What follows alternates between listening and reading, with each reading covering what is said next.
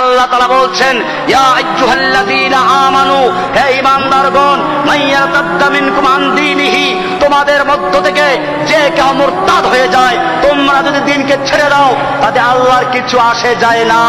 জেনে রাখো, ফাসাউফা ইয়াতিল্লাহু বিকওম, আল্লাহ তাআলা অচিরেই এমন এক জাতি সৃষ্টি করবেন, তোমাদেরকে ধ্বংস করে দিয়ে, তোমাদেরকে গজব দিয়ে, তোমাদেরকে শেষ করে দিয়ে এমন এক জাতি তৈরি করবেন, ইয়াতিল্লাহু বিকওম ইউহিব্বুহুম ওয়া ইউহিব্বুনাহু,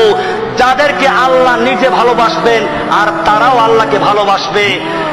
আযিল্লাতিন আলাল মুমিনিন, যারা মুমিনদের প্রতি হবে বিনয়ী, আইজ্জাতিন আলাল কাফিরিন, কাফেরদের প্রতি কঠোর, ইউজাহিদুনা ফি সাবিলিল্লাহ,